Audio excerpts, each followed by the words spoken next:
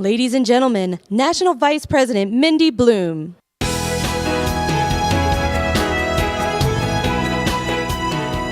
Good morning. My name is Mindy Bloom, and I'm Hadassah National Vice President and Chair of the Uplift Project. I have the honor of chairing today's session because I am a nonprofit professional serving as Director of Development for the Ronald McDonald House of Winston-Salem, and I'm a professional volunteer in Hadassah. The marriage of my vocation and avocation uniquely qualifies me to chair this session. Tikkun Olam means repairing the world, healing the world. It's humanity's responsibility to heal, repair, and transform the world. We find this mentioned in the Mishnah, in Jewish prayer, specifically in the Aleinu, and in the performance of mitzvot. Hadassah's core values are Tikkun Olam and Kalal Yisrael, the community of Israel.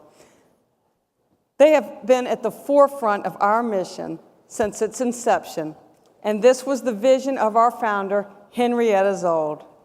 Her goal was to pursue worldly things that would transform people's lives and help to repair the world.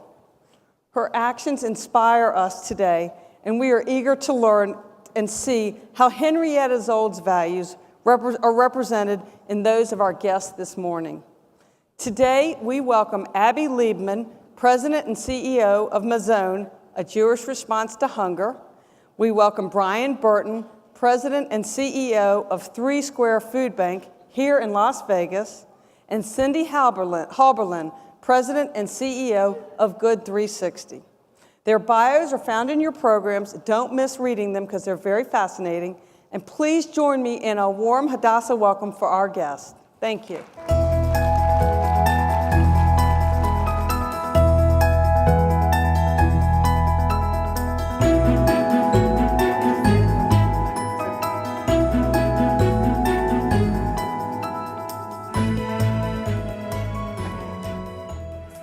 Because I'm getting up again. Okay.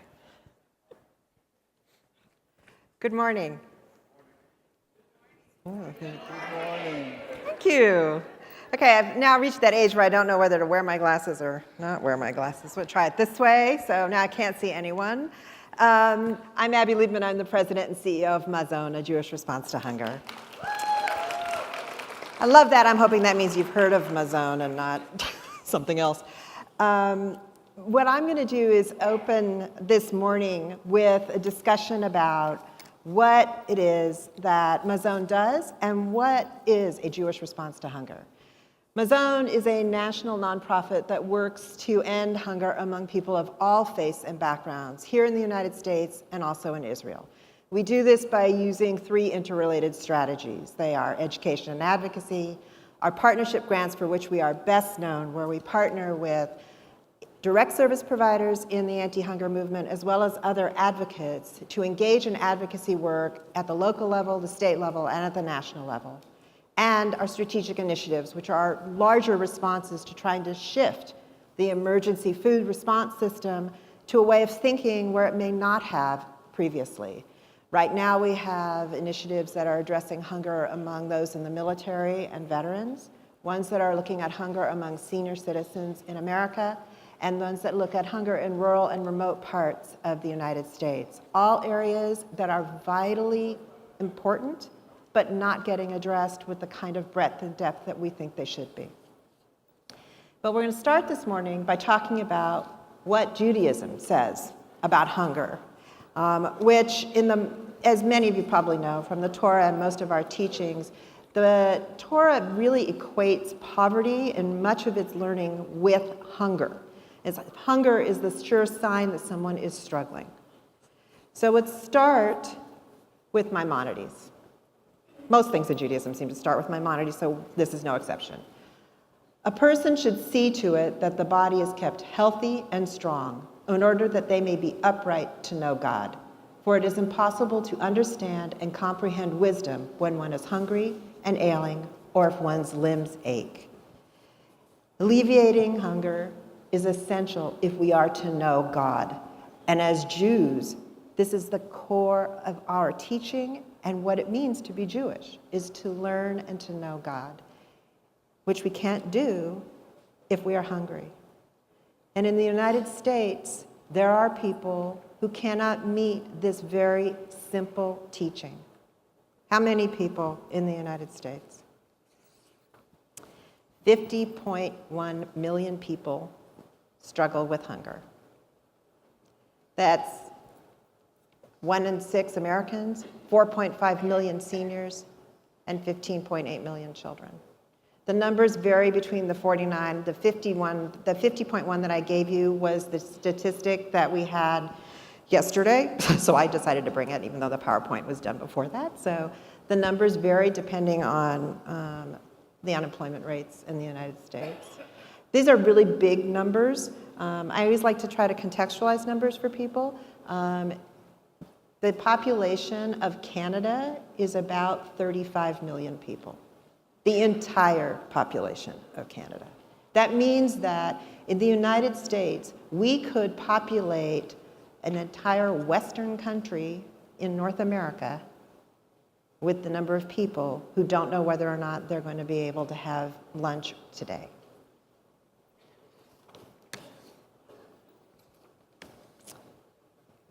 Let me get out of there. Okay.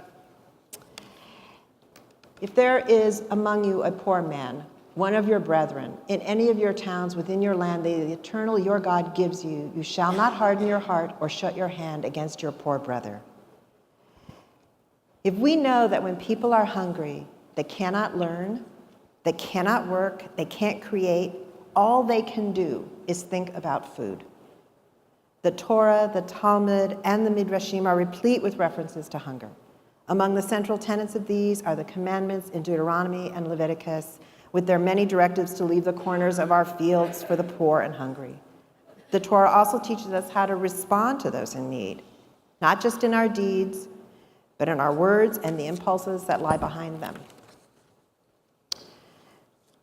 This passage is critical because for us, of course, it tells us what we are to do. We are not to harden our hearts, meaning that we are not to feel that impulse to deny people, that we cannot turn away from those who are in need. This next passage is one that was relatively new to me. If the rich man says to this same poor man, "Why do you not go and work and get food? Look at those hips. Look at those legs. Look at that fat body. Look at those lumps of flesh." I, the Blessed Holy One, say to him, "Is it not enough that you have not given him anything of yours, but you must set the evil eye upon what I have given him?" Now, if our ancient teachings can recognize the paradox between poverty and obesity, then I would suggest that we too should be thinking in terms of not judging first, but asking questions first about how did this happen? It is far easier and far less expensive to fill your belly with non-nutritious, empty calories, which cause you to gain weight, than it is to purchase produce, lean fruits, lean meats, and low-fat dairy. It's just economics. And people struggle with both food insecurity and obesity in this country in record numbers. And it is something about which our other teachings tell us we should not turn away, nor should we be judging. Now, I wanted to make certain that we recognized that although the Torah often directs us as individuals, us as families, us as a community to respond to those who are in need, it doesn't leave our leaders untouched. So in Psalms, we find that may the ruler of the land judge your people with righteousness and your poor with justice. May the ruler champion the cause of the poor among the people, give deliverance to the needy, and crush those who wrong them. Like all good modern Jews, I try to read the Torah as, allegorical, symbolic, although I have to say I'm pretty fond of that last phrase, crush those who wrong them.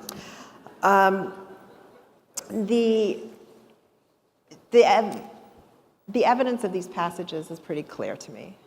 It means that we all have a responsibility, that there is a collective response that has to happen, both among us as a community of Jews, us as individuals within those communities, and as we look to instruct and advocate with our leaders and policymakers about what their responsibilities are here. So this is the ancient grounding of what it means to be a Jewish response to hunger. What's our modern day response? In the United States, we typically think in terms of charity first, that we want to meet those immediate needs, and there are remarkable people doing wonderful things to do just that. And it is critical that they do so, because those 50 million people who don't know whether or not they're going to have lunch today need someone to help them find lunch for themselves, for their families. These are people who rely exceedingly responsibly and regularly on the emergency food system in the United States. But if that's all we have in the United States, then we are destined to have it forever. Because without justice, without a response that begins to look at long-term solutions and change and the causes of that hunger, we will be doomed to continue to see larger and larger numbers of people struggling. So again, in the Mishnah Torah, it tells us that the highest level of tzedakah, exceeded by none, is that of the person who assists a poor person, providing him with a gift or a loan, or by accepting him into a business partnership, or by helping him to find employment. In a word, by putting him where he can dispense with other people's aid. This is the root of why it is people struggle. They struggle because they need that hand up. They need to get stable. They need to find a sense of security and stability. How do we get there? We do have to move from this model of solely thinking about charity to one that thinks about justice. So we continue to have private and individual acts, but we also have to move to societal and collective action. We have to move from a system in which government has discretion to decide whether or not it wants to act, to one where we say our government has a duty to respond.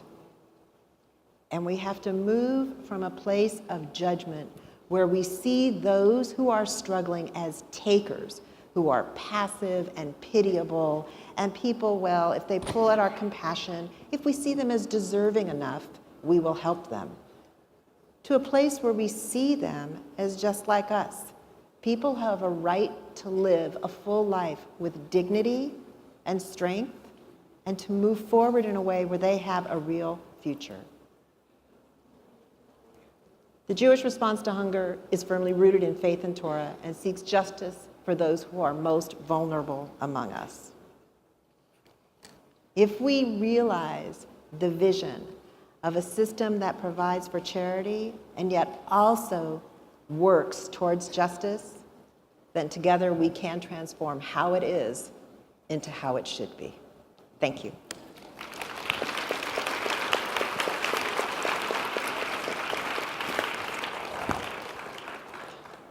I don't know how to introduce you. Thank you. Good morning.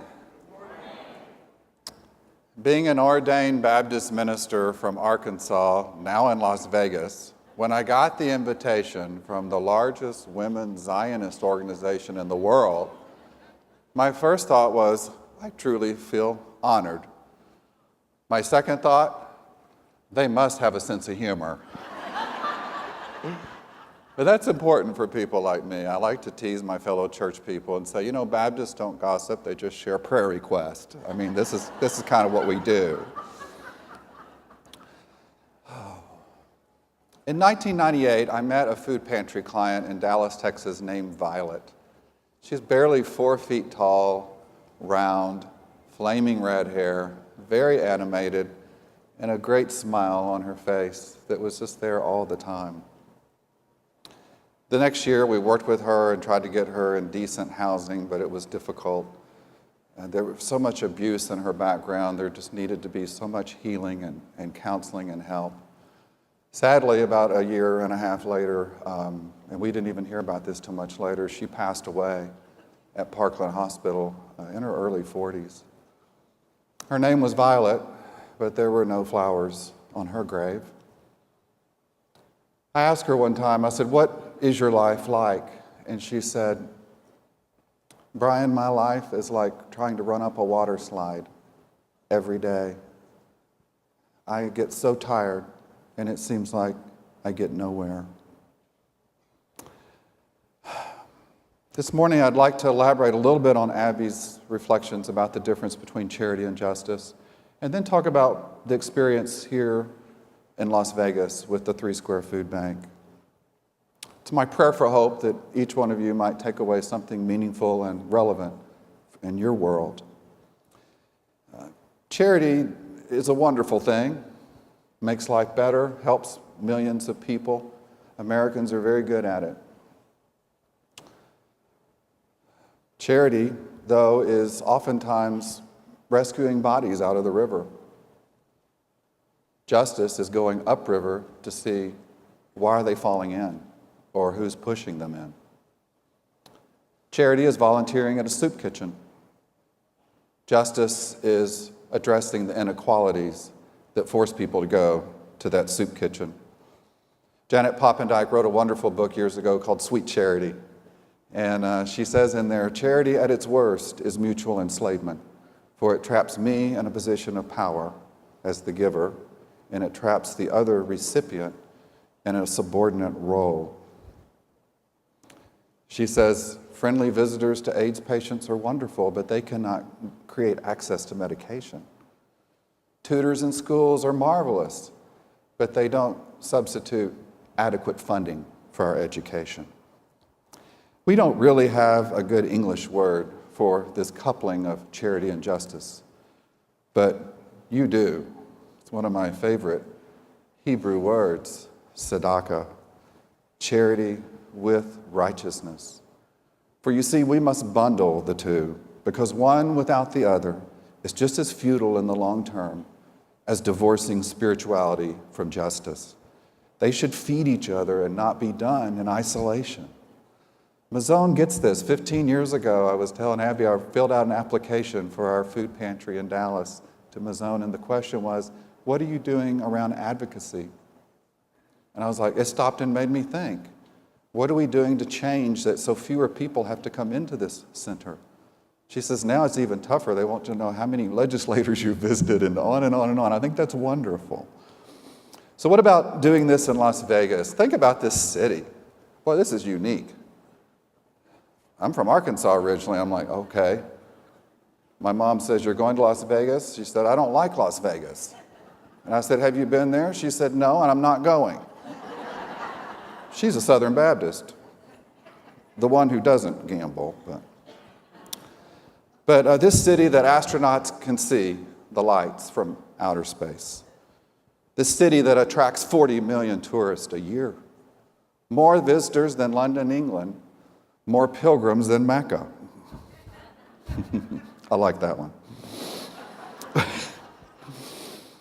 Only city in the world founded and built on gaming. In 1940, our population was 8,422. Today, our metro area is over 2 million. We've doubled in size every decade. The youngest big city in America. We miss the church culture of the 20s, 30s, and 40s, and 50s when many cities were forming their institutional pillars. We had fewer than 50,000 people living here in 1950. Urban League, which is 100 years old, is only 13 in Las Vegas. UNLV, our university, graduated its first class in 1957. The Great Recession devastated this city and this state. 80% of everyone was underwater on their mortgage. Now it's just 40%. We still have the highest unemployment in the nation. On the upside, things can happen fast in Las Vegas. When people decide we're going to get something done, they move. And in the case of 3 Square, Eric Hilton, who's the youngest son of Conrad, the hotel magnate, was seeing on the news where the old Clark County Food Bank had shut down. And he got on the phone and he said, we need to act fast and we need to act big. No food was going out to the 300 hunger-fighting charities across southern Nevada. From that, he pulled together other foundations and other leaders, and within a few months, 3 Square was birthed. And now, 6 years old, we hold the record for hitting 10, 20, and 30 million pounds of food. We distributed 33 million pounds of food last year. We do so many programs. Clark County School District's 5th largest in the country. Over half the kids are on free and reduced lunch. Each Friday, 5,000 of them get a backpack of food for the weekend. 1,500 seniors get meal boxes twice a month from us for low sodium food, heart healthy food, to help them prepare their food at home. We packed 14,000 volunteers last year. This is a site of Las Vegas you probably haven't heard about. They pack almost 10,000 meals every day in our kitchen for after-school programs. It's simply unbelievable. But yeah, food sourcing and distribution are a food bank's main purpose. But I was telling Abby, we have a very important pillar in our strategic plan called community engagement and advocacy. Because you know what? We have a responsibility to go to our 2 U.S. senators and our congresspeople and state officials and say, here's what it's like to be in poverty, to be running up the water slide every day, and here's how public policy can make a difference. We have 13 people on a SNAP team that go out every day and enroll people in food stamps, in mobile home parks, in apartments, in senior centers. Our call center gets 1,000 calls a month from people who can't get out of their apartment needing help. We educate people about healthy eating through a program called FAVE, Fruits and Vegetables. And this is just the beginning. The silver lining of this recession for Las Vegas is that it forced our nonprofits and our leaders to come together and talk. Because before, many of them were separated into silos, which I know many of you have that problem in your community. It's crazy, it's just dumb when we don't collaborate. And so that recession forced us to come together. The mayor convenes the 11 CEOs of the largest social service providers every month in her office. And we're talking and working together on a paralleled level from ever before. When I think of this community and I think of 3 Square, I think of that wonderful design element that the architect Frank Lloyd Wright used to use quite often, called the cantilever. Instead of building the house in front of the waterfall, he would look up and anchor it into the bluff above the waterfall and cantilever it over. The word literally means to lift up the edge. Folks, this is a cantilevered moment in our country and in Israel. We are all poised to be anchors, to lift up the edge of the people who are suffering and in great need. This is our moment in history. I read a poem once that goes something like this. History says, don't hope on this side of the grave, but then once in a lifetime, the longed-for tidal wave of justice can rise up and hope in history rhyme. The inhabitants of our wounded but still wonderful world need you. To quote Paul Farmer, make this longed-for tidal wave wash away some of the world's problems, wash clean the wounds and nourish the planet, so that all of the inhabitants have a shot at the sort of marvelous, special lives that all of us enjoy. I'd like to end with a story which many of you have probably already heard, but hear it through the ears of justice. About a 2nd century sage, a rabbi, who under penalty of death continued to teach Torah. When he was captured, the Romans wrapped a Torah scroll around him and set him on fire, placing moist wool over his heart to slow the flames and prolong his agony.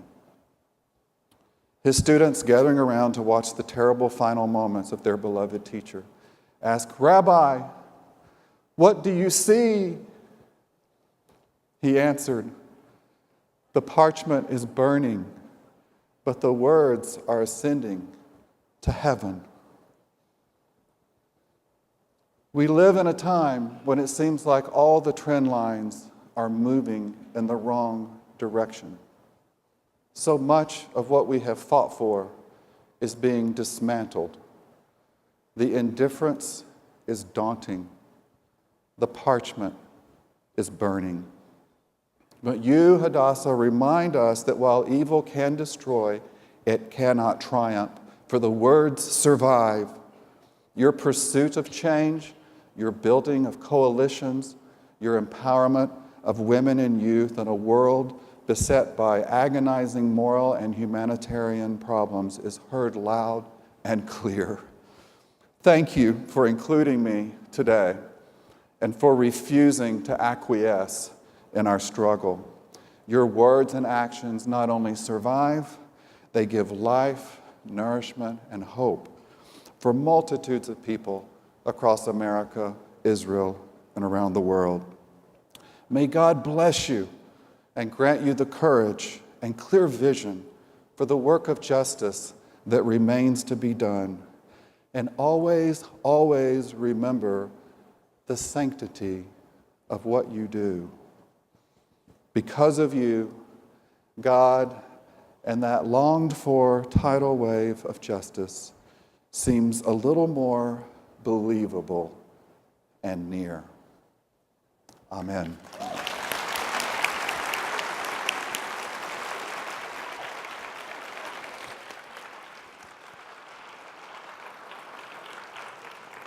Wow, I don't think I'm ever going to follow a minister again. So we need to just change up the order. Can you hear me if I step out here because I'm mic'd? I don't like to stand behind podiums very much. My name is Cindy Halberlin. I'm president and CEO of Good 360.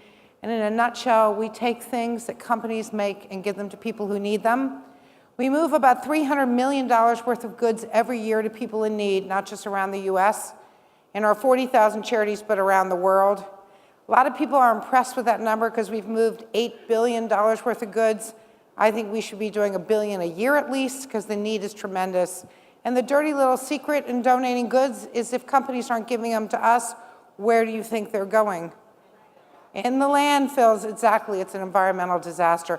That's a little bit about what I do, but what I want to take my 15 minutes or so to do today is to tell you a little bit more about my personal story and to try to ignite the rest of you to share your stories, because I think real Tikkun Olam starts with our personal stories and then our lives of our individual families, our communities, the world, and obviously to Israel, which we're also committed to.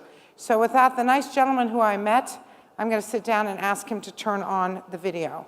This is my story. I've chosen to tackle a problem that I think is needed to be solved, and that's what inspires me to do it every single day. You're not in it for the money, you're not in it for the fame. You're in it because you get to go home at the end of the day and feel like you're making a difference in the world. Anybody could be a change maker in society. Anybody. When disasters hit, lots of people rush in to help. But 60% of donated goods end up in landfills.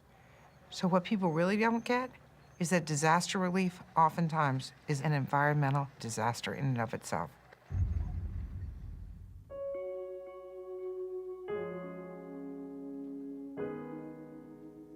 My father taught me to always do my best and to be hardworking in Vienna. That's my favorite one, Daddy. That's me Yeah, that's you. and my family. He was born in Vienna, Austria, and fled that country after the Nazis invaded when he was 14 years old, and ultimately ended up in the United States and in Washington, D.C. It's got to be their wedding, right? Because she's got flowers. My mother is also a survivor of the war. That was one of the bonds that united them. My parents always had this feeling like, why were they spared when so much of our family had died during World War II? And they concluded they must be spared because they're supposed to do good in the world, and they passed on that same conviction to me. I am a trained attorney. I like to refer to myself as a recovering trial attorney. After I spent about 19 years litigating cases, one of my closest friends said that everything about your values and who you are says you should run a nonprofit. So that's when I found Good 360, and it seemed like a perfect match. What about children's clothes? Do they need children's clothes? Yeah, I mean, children. Good 360 is in the business of giving. We take things that companies make and give them to people who need them. This competition is important because what we're trying to do is change the way donations are given during disaster relief. And we believe that with Verizon as a partner, we can help millions of people. Size 4 boost for boy! At the time of a disaster, everyone, companies large and small, people like yourself and myself, all want to help. So they come rushing into the area and they start sending tons of goods. That sounds good, except they're usually the wrong goods at the wrong time, going to people who don't need them, and they clog up the critical supply chain that occurs at the time of disaster. So what we're proposing is a disaster recovery portal, which is our mobile app. The nonprofits will have this tool in their hand, and they will immediately be able to state exactly what they need. We provide logistics, shipping and handling and staging of goods to ensure that we get the right stuff to the people who need it the most. In many ways, when I think of disaster relief, I think about this horrific tragedy that my parents survived. When disaster strikes, whether it's from war, or whether it's a typhoon, or whether it's a hurricane, your life is shattered, the people you love may be lost and gone forever, your possessions are gone. So what I try to do in my work is help people rebuild their lives. If you get a clean pair of clothes, good smelling shampoo, you start to feel human again. You know, this is a labor of love. You're in it because you get to go home at the end of the day and feel like you're making a difference in the world.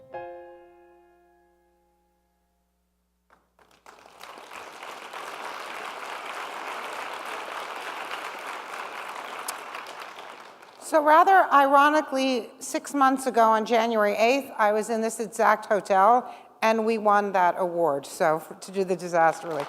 So it's kind of fun. And when Janice invited me back to this conference and it was here, I thought how nice to be back, so many months later to be able to pursue that work. So that's basically my story, and I'd rather talk about your stories because everyone has one. So the one thing almost everybody in this room, except for the gentleman on this stage that we're sharing with and a few others, share, we have in common, we are women, we are Jewish, and therefore we have lots and lots of guilt, enough to give around. So to get ourselves up and thinking about Tikkun Olam, I'd like you, for those who feel that they do good in the world but would like to do more and feel bad and guilty about not doing more, please stand up and join me. Okay, we're in really good company, folks, okay? So I'm here to say you can now sit down and take away with you the feeling that you do more than you think and you can even do more than you know without guilt and with joy and with passion and with justice, as my colleagues here have talked about. So I want to share with you a couple of stories to get you thinking as you move on in this conference. One of them is, as you know, I just spoke about and you heard in the video, we donate goods. So several months ago in North Carolina, they ordered a shipment of brand new shirts for a homeless shelter, and the executive director picked up the phone, called me up. He said, Cindy, I just have to tell you this story about one of the people in our homeless shelter who got one of your new shirts. Well, he opened up and it had the package, like those of us know who can open a new shirt for a man. And he took it out and he started to cry. And I said, Jim, what are you crying about? He said, I've never had a new piece of clothing in my life. And he just touched it and he smelled it and he felt it and he put it on and he used it for his first job interview and he got his job. And what the executive director was trying to tell me is it was a shirt, but it was really an infusion of self-confidence, that people believed that he was worth it, and look what it did to his life going forward. So that's story number one. Now I'm going to share with you a different personal story that happened to me nearly 5 years ago. I have 4 kids. My youngest is a boy. I have 3 daughters above him. And about 5 years ago, my son was in a very serious car accident, so serious that the emergency room doctor told me he had a 10% chance of surviving the night. So God forbid any of you have to face this, but apparently when you're in a Trauma One hospital like that, one of the rules is you get a religious person to follow you around because the risk of losing your loved one is so great. The hospital wants you to have it. So in walks this minister with a collar, probably a lovely gentleman like you, and says, hi, I'm here to help you, and explains to me the rule, and I said, no offense, but I'm Jewish, could you call a rabbi? because, then a rabbi would have been really helpful.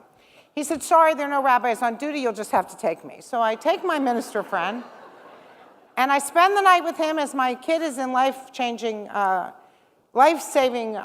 operation, and we go to the chapel and the hospital, and we pray.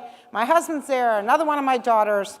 Morning comes, long story short, my son is fully recovered from his traumatic severe brain injury. He's graduating college next week. He has a job starting the week after. All good.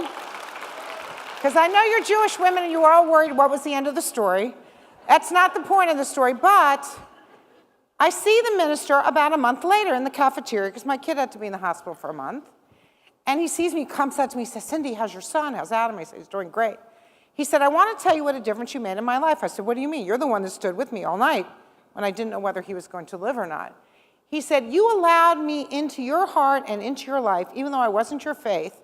You accepted what I was trying to do, which was to give you peace and hope at a very difficult time.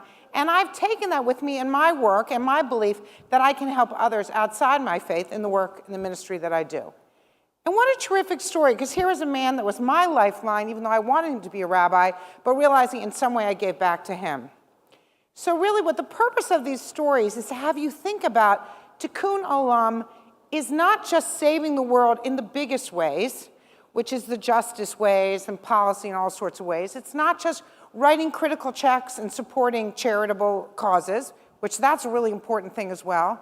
But it's how do we change our lives day in and day out that can make a difference to heal the world. How many here were here yesterday to hear Avi Shalit and Stuart? Great, incredibly inspiring, right? Loved it, loved every minute of it. So one of the things they said that really struck me was how much our future is dependent on our young people to really stand up and have the moral courage to support Israel, to make the arguments, not to be apologetic. Did you all hear that argument? Okay, how many here have kids? Okay, how many here have had that discussion with their kids? Not as many, right? How many kids are feeling caught in between, don't really know, or in that Columbia University campus that he referred to? Okay, so I started to think about today's talk. What's my role in making my kids feel like it's okay? So 2 nights ago, one of my daughters is getting her master's in social work from Smith. Anybody know how lefty, politically correct Smith is? You got it, right? Clinical social work. She's got a few Israeli friends. They go to the Israel thing.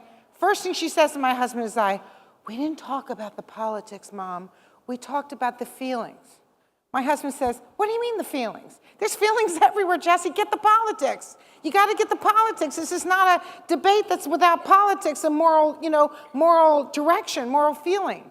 But we all feel that way. So one of the things I wanted to think about and share with you is, how do I, as a person, help my kids to get that moral ground, to stand up, to be politically not as correct as it may seem in this terrible, terrible struggle facing Israel today?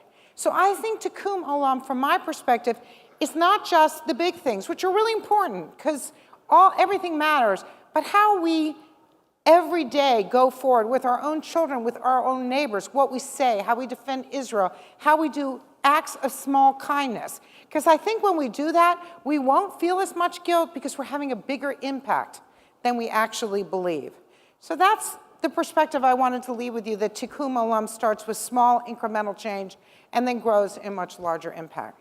Thank you. I'm going to sit down and then allow questions.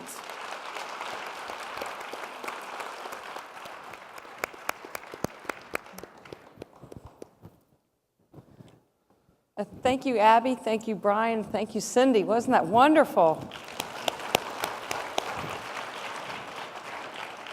We have plenty of time for Q&A, so I want you to line up at the mics. I know you all have some important questions for these wonderful panelists. Let's get started. Or not. So come on, somebody has to ask a question. Okay. We have someone coming down to microphone number 2.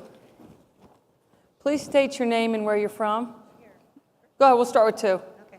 I'm Sandy Rothberg. I'm from the Long Beach, Orange County area, Hadassah. For the food bank and Mazon, I know in school my kids donate a lot of, they all collect food for during Thanksgiving, and we donate to different things. But except for the places where you actually cook food, the soup kitchens, the food banks seem to do what you were saying, Abby, about they give all the packaged, non-healthy stuff. How do we do more about getting healthy stuff to the people like that need it, except for the soup kitchens? I mean, it's important to donate food for people who need to get food for their houses, but it seems like it's all the garbagey stuff. I feel bad buying all the top ramen and stuff to hand them when we know it's not healthy. So. Let me do with the macro level and then have Brian do the rest. We actually have a project we've piloted with a number of food banks that we're going to drill down to the pantry level in the next couple of years, which is about helping them to restructure so that they seek and then distribute food that is more healthy. And if they can't get those donations, that they then balance how they package the donations that go to their various client food pantries. And some of this is about balance, and some of it is about when we as individuals think about what do we want to donate. It's really not an opportunity to clean out your pantry and get rid of the stuff that your family didn't want to eat, which is what a lot of us do.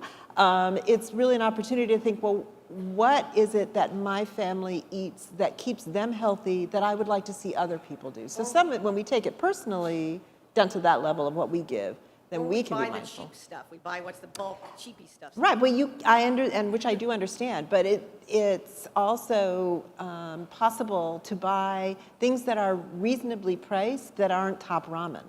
You can buy cans of vegetables which are better than top ramen, and you can buy juice, and it's not great, but you can buy juice instead of soda, that kind of stuff. But there are choices that you can make that you make for your own family. So I think that translates a lot that way. And then I know that there are other food banks, in addition to what Brian alluded to in his remarks, that have made it a priority to look for fresh produce as a part of the donations. That's what I was going to add, is that it's a lively and timely debate about nutrition across Feeding America at all 200 food banks. Some are doing a better job of that than others, but 40% of 3 Squares food is fresh produce. We are going to assign a nutritional value to everything on our food order form. We have about 200 items right now. We have a lot of grain, a lot of protein, a lot of good food on there, but we do get donations, and when the kid has a birthday, he wants a cake. And so the school lunches there's about balance. Are you doing more about the school lunches? You mentioned that too. The school programs are kind of. I mean, we can control those after-school meals, those 10,000 a day I told you about, but the school district here, the food service is not good, and they're about trying to save money. So that's the sad reality. We're not going to give up trying to change that, though. Thank you. Microphone number 1. Carol Woodward, HSC, Palm Desert, California.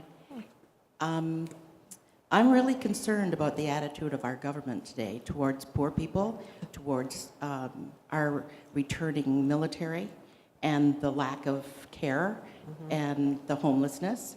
And I want to know what you can suggest that we as an organization do to get after our government, to see that there are people in need and that it's not just a handout. So let me say something first, and then I'll turn it. I too am a recovering attorney. Oh, I don't really think about it as recovering. I hope I'm recovered.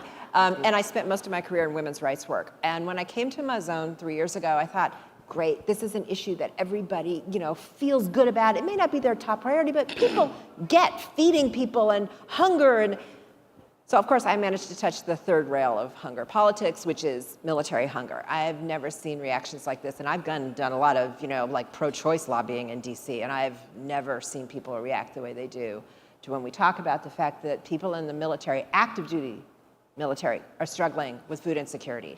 There is actually a food pantry on the base at Camp Pendleton. But if you ask anybody in DOD, they'll tell you there is no problem. Right. And I guess the food pantry's there for fun.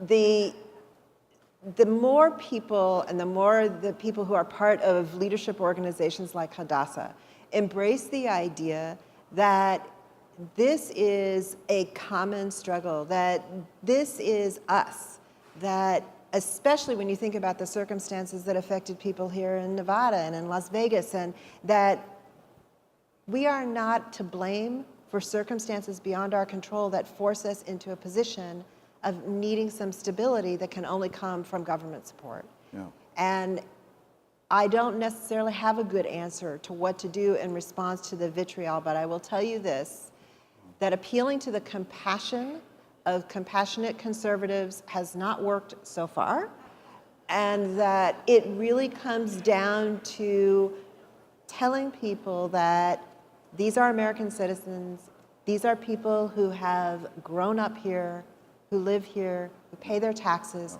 They have a right to expect that when they're in need, their government will respond. And I get a better response to that. It's good. It's good. Microphone number 2. Dana Fine, Shawshene Valley, chapter of Hadassah, Northern New England region.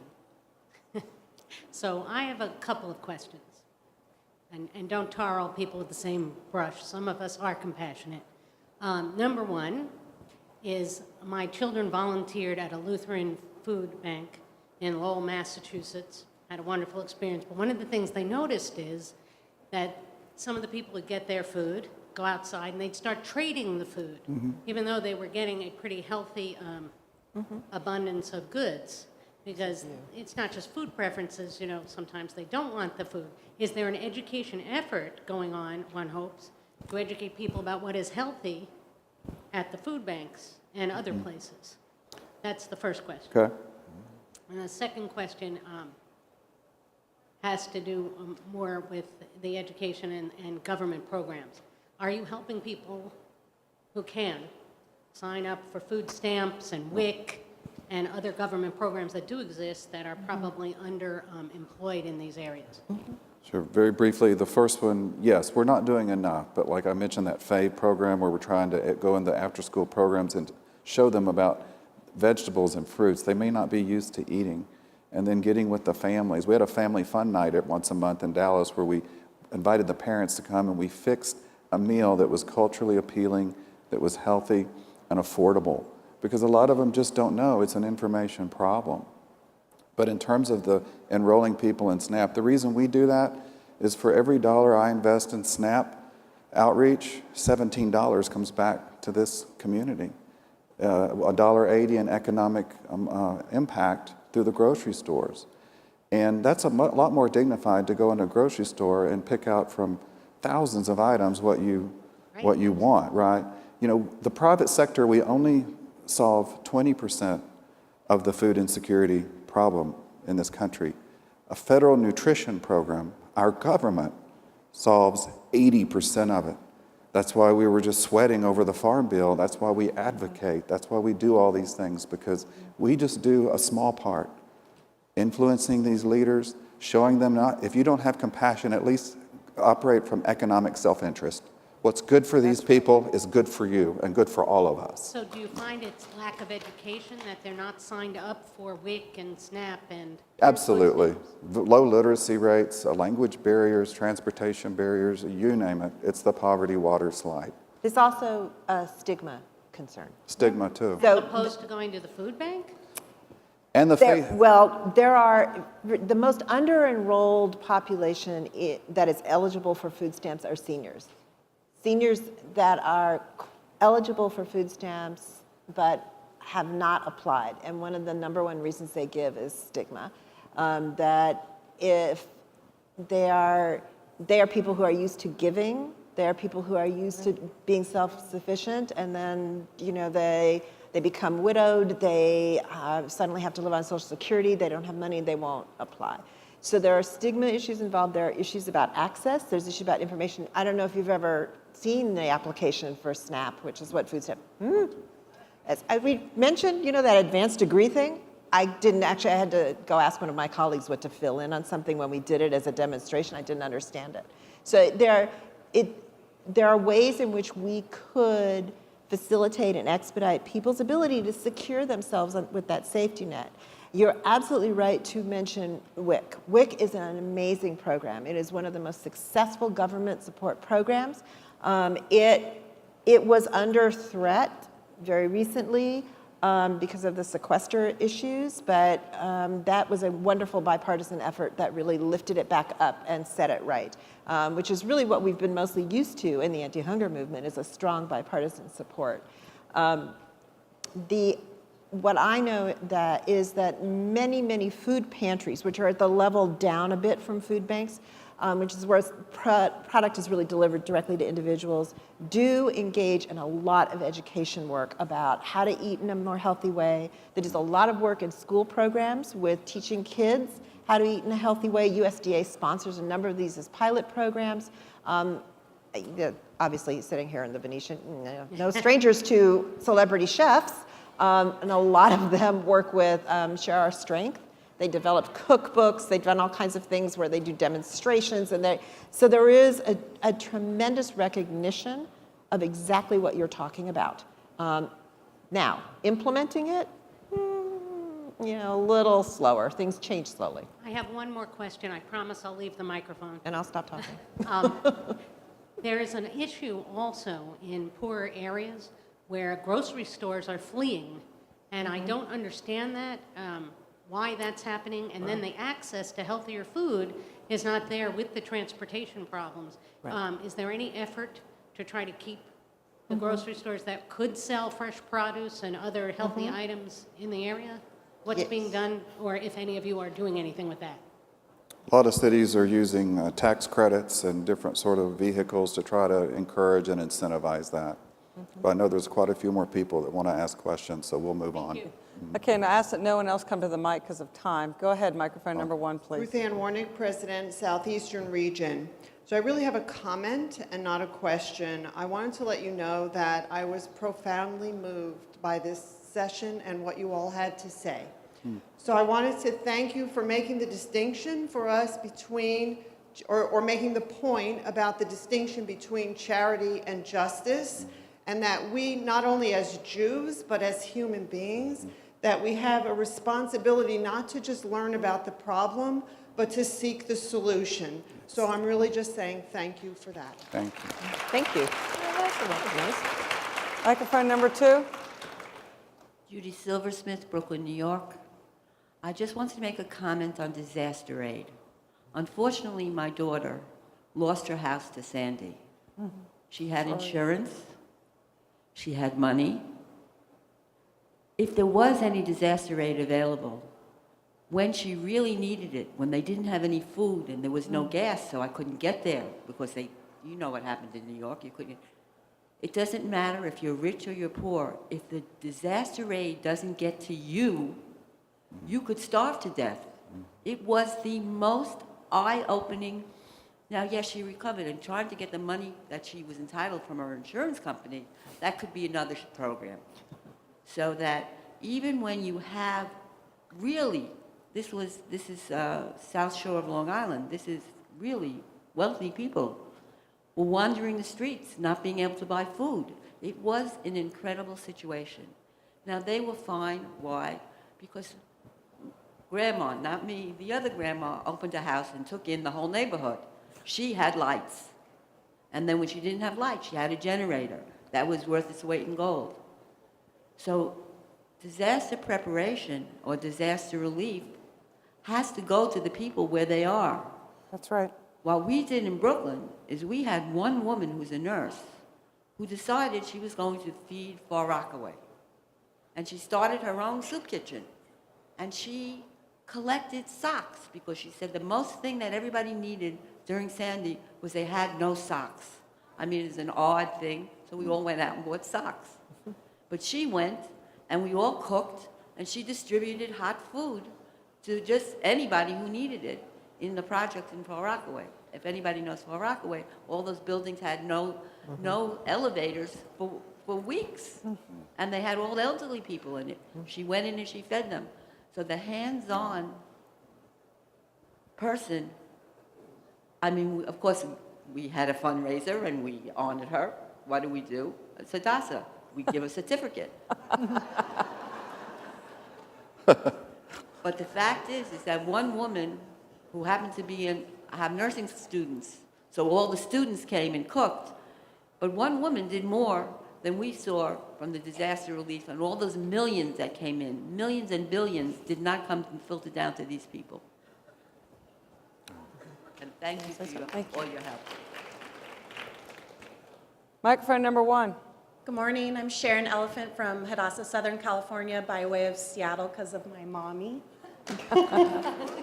I actually just had a comment specifically to Cindy with Good 360. About a year ago, I applied for a grant with Good 360, and I was awarded the grant, and I purchased a truckload of 150 mattresses. So what you didn't mention to the group here was that you also provide other goods besides clothing and food. right. I got 150 mattresses and served in 1 month 150 veterans and their families that are formerly homeless with mattresses. So I'm looking as a young Jewish woman and as a leadership as the nonprofit that I work for, which is a veteran service organization in California, Team AMVETS. I'm looking to partner with the Jewish Veterans of America to serve more veterans in California, and I'd like to partner more with 360. But Oh, I just good. Let's talk afterwards. Good. I just Great. wanted to say thank you because there's a few things you just didn't mention that your Yeah. organization does that's really helpful. 1 month, 150 veterans, because on any given night in the nation, 60 veterans are homeless. That's one night. 60,000 veterans are homeless. So if you add in the rest of the population, it's probably double. Yeah. So I just wanted to say I'm thank so you. glad. Thank you. Is it okay if I make a quick comment? So thank you. Yes, we do. We distribute hundreds and thousands of Tempur-Pedic mattresses. And if you talk about a durable good to change a person's life, that's a bed that'll last you for 30 years, and it's huge. So at Good 360, we distribute tons, well, $300 million to mattresses, clothes, books, technology, et cetera. But for the woman who talked about disaster in Sandy, I don't know where she went to sit down. One of our goals, let me just put this plug, she's absolutely right. You know, the thing about disaster relief, disasters, it's non-discriminatory, right? You could be rich, you can be poor, you could be Jewish, you could be Gentile. Doesn't matter. If you're standing in a storm, you're in the wrong place at the wrong time. So one of the goals of this is to get the right goods to the right people at the right time. I love the socks analogy.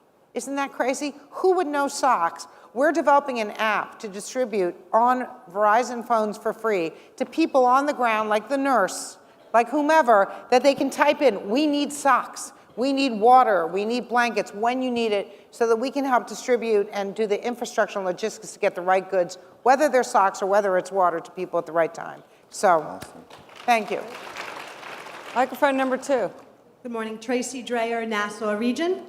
And I have a question, but first I wanted to start with a comment. Cindy, you had mentioned the importance of training our children, and certainly all of us in Hadassah know, through our project Young Judea, we provide a forum for Tikkun Olam, Gemilut Chasadim. And my son, who's in Young Judea in New York, we went to the Mazon kitchen on the MLK Day of Service this year, and they prepared food in the soup kitchen, which is a wonderful example for our kids.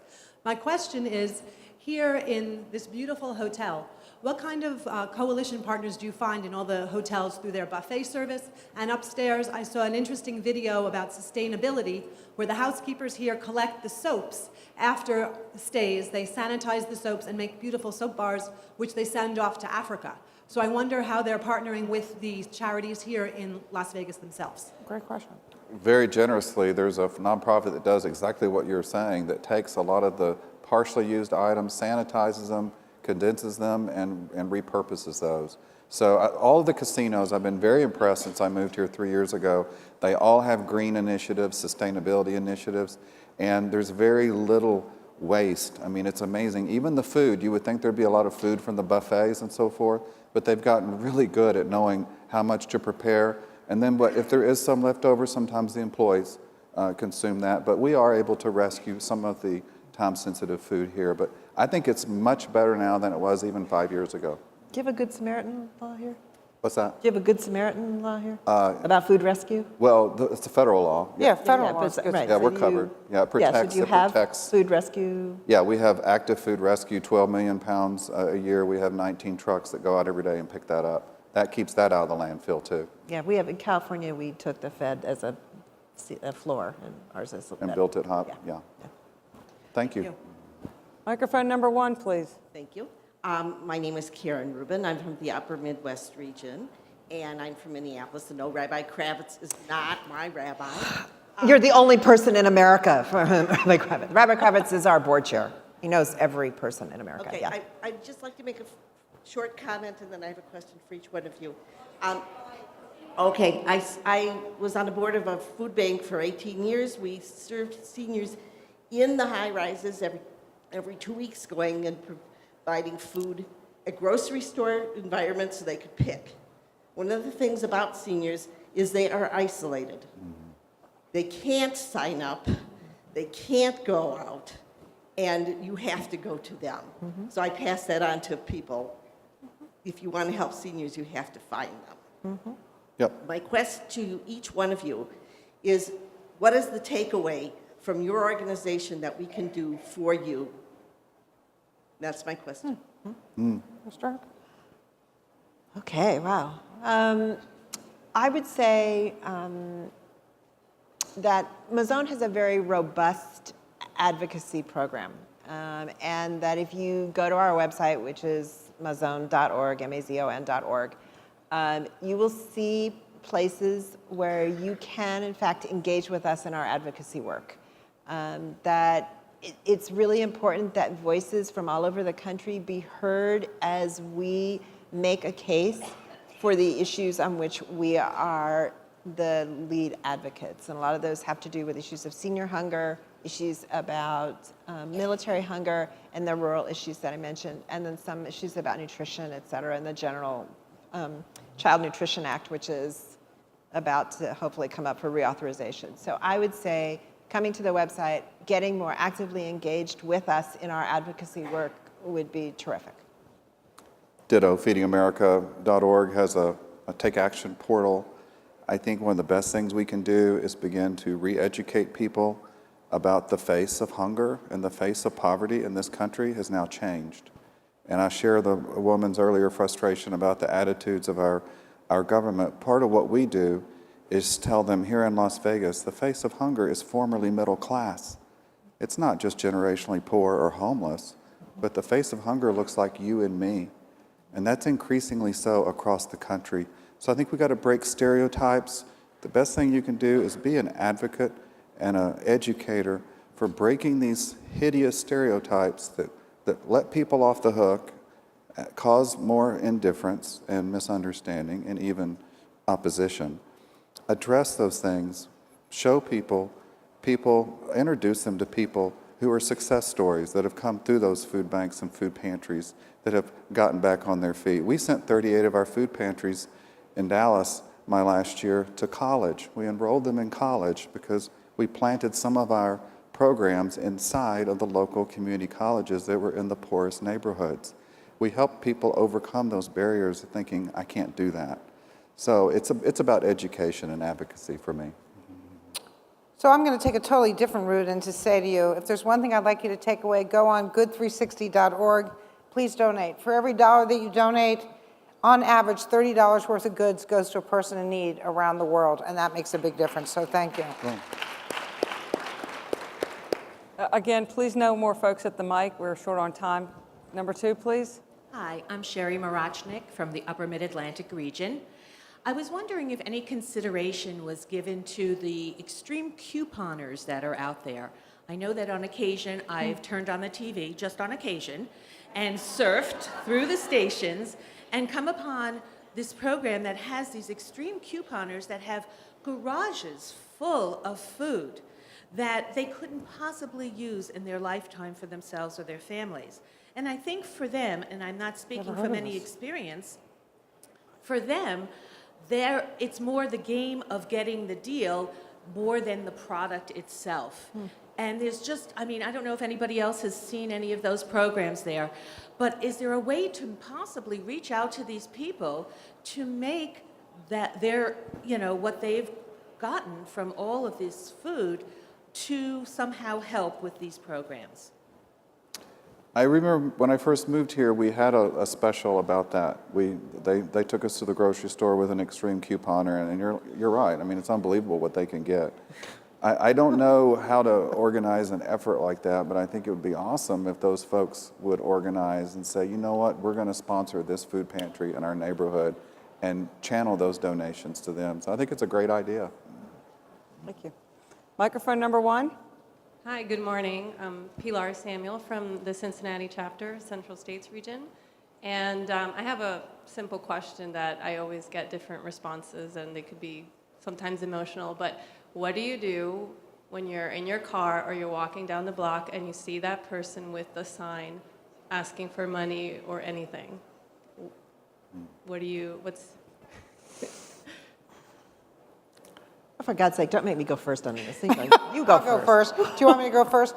You know, I tend to always give money, even though I don't, it's just sort of a reaction to what I do.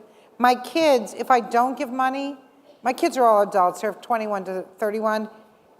They go nuts if I don't anyway, I mean, because that really bothers them. I just do.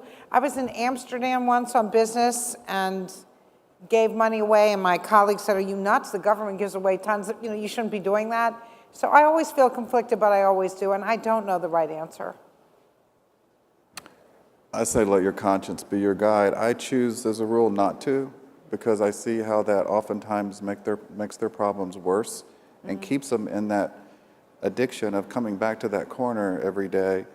Many of them are truly not homeless, and I hate to, paint with a broad brush, but I just think without a relationship with an agency or organization, that's why we have nonprofits.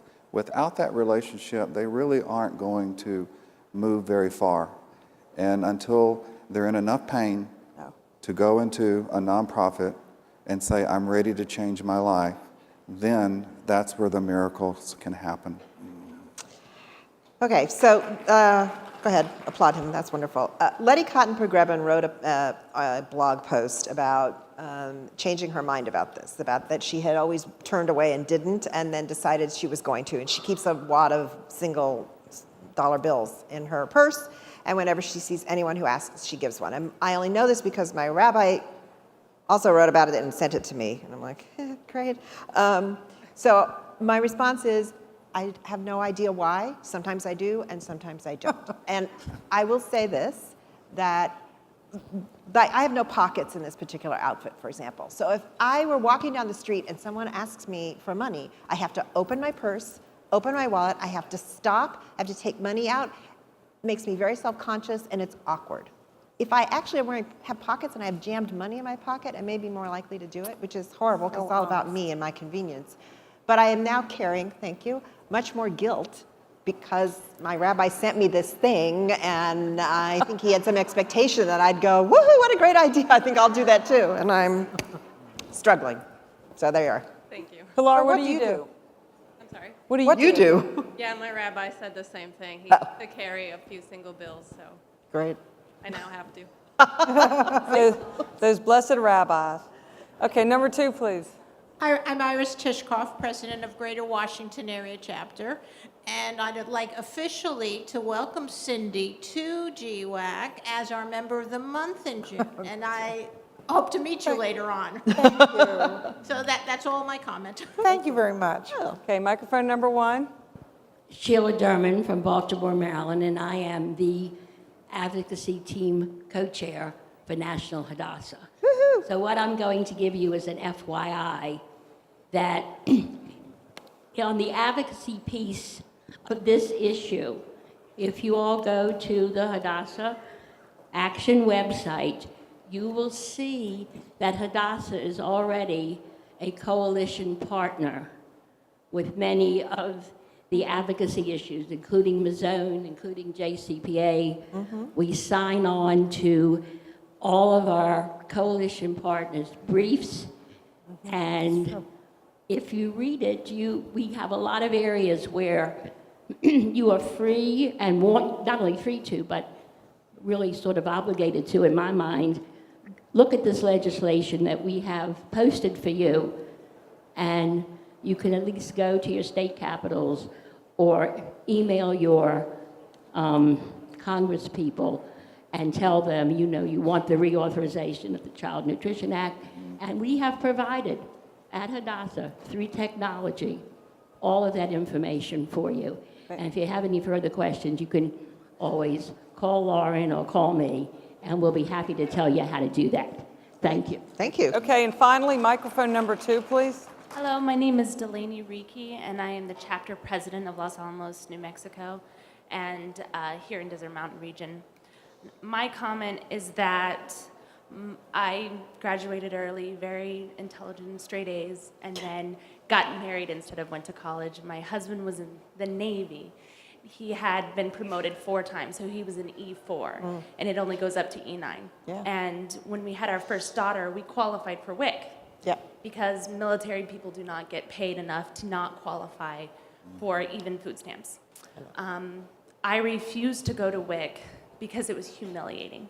They wanted to weigh me. They wanted me to go to monthly mandatory nutritional counseling. They wanted to weigh my daughter and ask me what I was feeding her. I know. But fortunately, I was nursing and I didn't have to pay for formula, and I was able to not do that. But I was poor, not stupid. Yeah. So that's my... Yeah, I would say that the issues about federal government programs, we could have a whole session about that, but the rules are made probably for the lowest common denominator, and they are made for certain kinds of reasons, and I really empathize with the struggle that it was to feel that way, to be infantilized, to be patronized, and it's not a perfect program, but it also exists in order to allow people to have that kind of choice when they can go into a grocery store and then also pick product that is going to be healthy for them and for their children. So I sympathize, and I also, I just have to say I love the whole story about the E4, because when we went to argue in DC with the Senate Armed Services Committee, they kept quoting the salary of a major to us. And we kept saying, just not really what the problem is. And then once we said, salary of an E2 is apparently they didn't think we could read, and we didn't figure that out. But yeah, it is really, your story is pretty compelling. Thank you for sharing it. Thank you. Thank you very much. I'm told we have time for one more question. If anyone has one more, please come to a microphone. Oh, look. Okay, this gentleman is coming up to microphone number 1, and that's the end of the questions. Going back to the question of carrying a loose dollar bill, small story, our daughter was working in the D.C. area when she was in college and had a summer job. It bothered her that people would ask her for money. She took to carrying around a grocery bag with peanut butter sandwiches and would hand out sandwiches. Very cool. Thank you very much. Well, I think everyone would agree this has been a tremendous session. Would you not agree with me?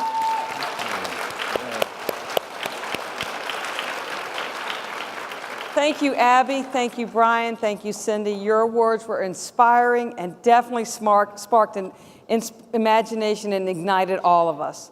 What you shared mirrors so much of the vision of Henrietta Zold. She was known for many things, and she is credited, and everyone joined me, with saying, dare to dream, and when you dream, dream big. She's also credited with instructing the sculptor who created a bust of her to make my eyes look to the future. You are making our eyes look to the future, and we thank you so much. Hers was a legacy of commitment and caring and improving the world through practical deeds and through Abby, Brian, and Cindy, and you. Mazel tov to all of us. Thank you for this wonderful session.